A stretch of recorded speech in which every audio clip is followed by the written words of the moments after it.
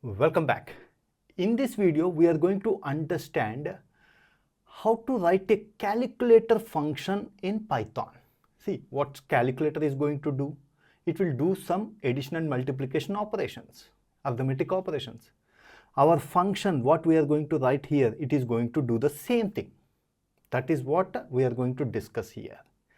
And in our previous videos, when we discussed about return statement, we explained you a point that writing return statement, you should be very careful because the execution of function stops there and it is going to return a value.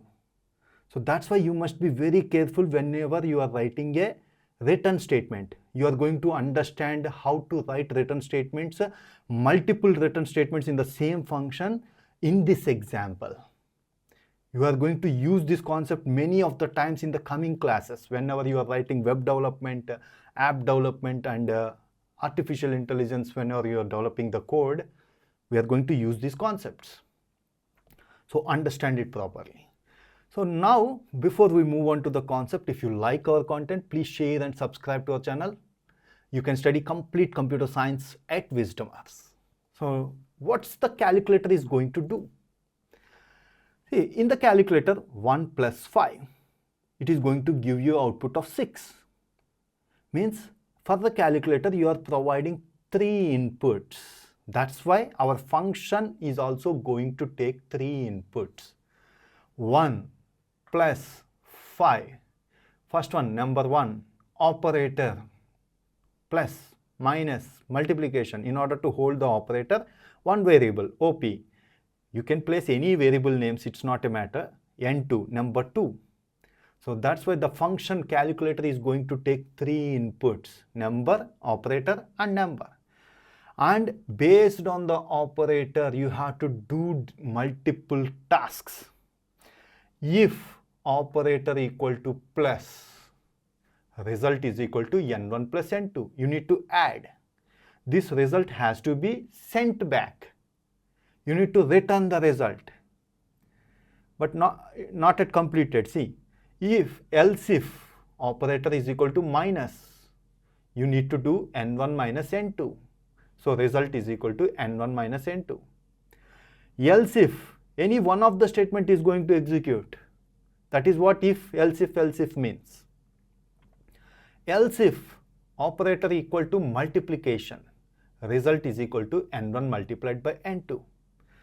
Else if operator equal to division, see, whenever you do division by 0 is not possible. That's why you need to check one more condition. That's why we have written one more if inside the else if.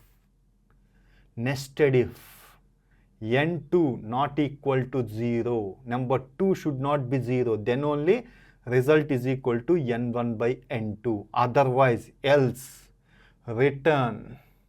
What you are going to return? Division by 0 is not possible. Your execution is going to stop here. Returning means it is going to return this string and it is going to stop. It is not going to execute else and remaining things.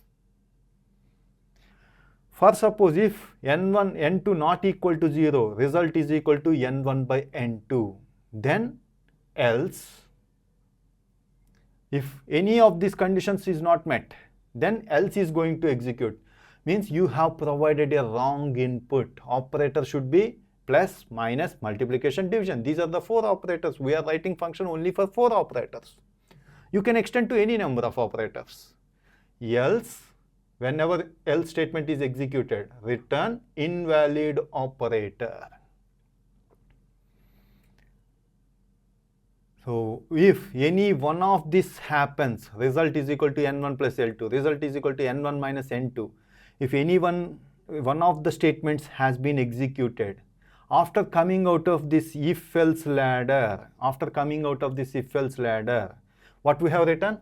Return result.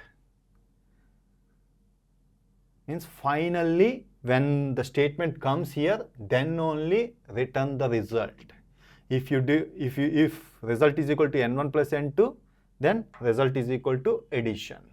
If result is equal to N1 minus N2, either one of the statement is going to execute. That is what if, else if means. So finally, after coming out of this if-else ladder, you need to write return result. So understand this code, why we have written like this. Understand it properly. We are going to use it multiple times in our coming subjects. Hope you got good clarity about this calculator function. If you have any questions regarding the concept, please post your questions. Thank you.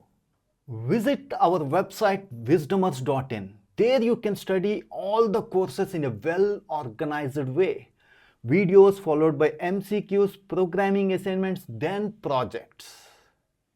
The link for the website for this course is provided in the description below. You can study complete computer science at architect level from anywhere, any location, at any time. Have a great learning.